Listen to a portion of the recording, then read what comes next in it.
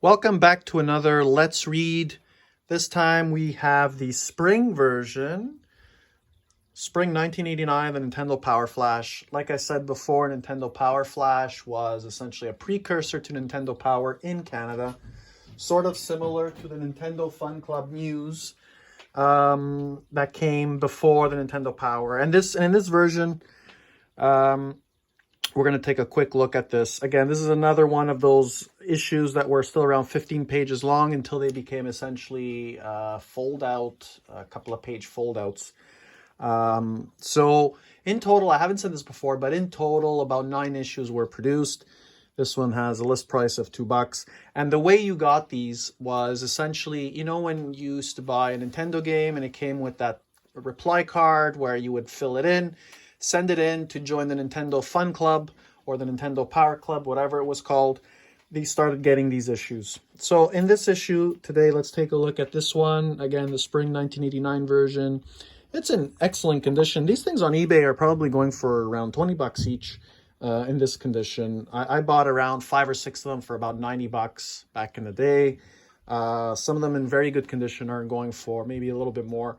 They're very hard to come by on eBay. So if you do, and if you're a Nintendo collector, go ahead, take the plunge. They're rare. They're fairly rare. I know that in Canada too, because it's we're French and English here in Canada. There's a French version as well. So on this one, talks about Cobra Triangle. Again, the game, not much to speak about. Here we have an ad for Operation Wolf, which was a decent arcade style shooter. I liked it a lot. Let's go through this table of contents. So here's a top 10 again, Super Mario 2. So back in that day, you know, this was pre-Super Mario 3, so Super Mario 2 was still top dog. Then you got Zelda 2, Legend of Zelda, Super Mario Brothers, all your similar games that you're always in the top 10. So this is a decent spread about the Power Pad. And this game, I remember trying this game, this running game.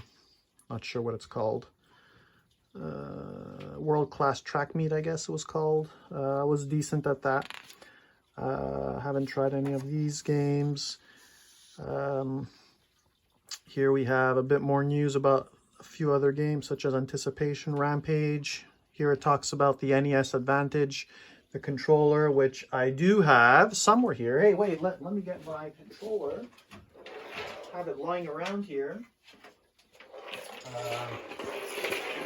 This big thing. This thing was great. These things are going on YouTube. You could, sorry, not on YouTube. On eBay, you could find these things for, I don't know, $40, $50, and they're in pretty good shape for the most part. These things were built like tanks. I always found it difficult to play with these things unless you're playing an arcade style game. But like for Super Mario Brothers, I find these things are very hard.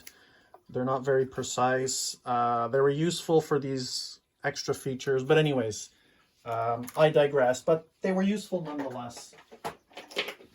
So let's keep this moving. Here we have another advertisement for a wireless game controller, which is pretty amazing back in that time. You didn't have many wireless type of controllers back in the day. Keep this going. Pros Corner here. These are tips and tricks for different games. Super Mario Brothers 2 was riding high, so there's a bit of tips there about the game. Metroid, how to find the hidden energy tanks. Here you see Samus in her female garb. Let's see if you can get a closer look at that. I guess you could see that there in the corner. Then they have a pretty nice hand-drawn map of The Legend of Zelda 2, which is pretty nice. It's not bad. Well done, well done. They used to do this back in the day. Sneak peeks, Sesame Street, not very interesting. Cobra Triangle. So they kept really promoting this game, Cobra Triangle, and it got in the last issue we saw it was there, and now in this one we see it's there. And this was a spring, so this is actually the previous issue. Anyways, they just couldn't get enough of Cobra Triangle. Now there's an ad for Air Fortress and the Adventures of Lolo. Haven't played either of those games. Can't really say anything. members forum. Again, people write in. They talk about different things they've done in the games, different achievements, different tips that they offer to people.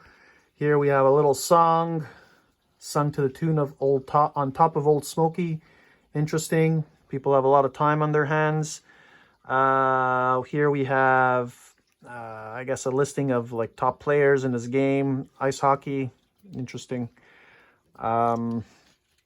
I guess, what are these things? Nuts for Nintendo. So you think you know all there is to know about Nintendo games. Well, try your hand at these trivia teasers. And then they have answers here.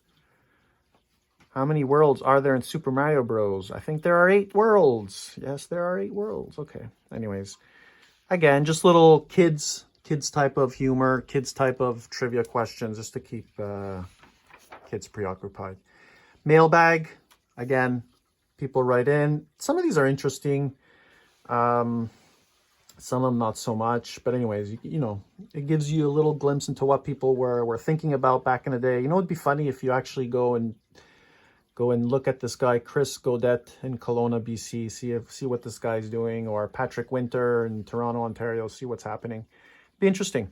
Here, there's an ad for the Teenage Mutant Ninja Turtles, the original game. This one was a bit chomped off here. Nice little advertisement here. These things really, you know, they really made you want to buy games back in the day. And again, we have the Nintendo Challenge sponsored by Pepsi, Frito-Lay, and whatnot. Anyways, that's it for this issue. Hope you liked it, guys. I'm going to keep them coming.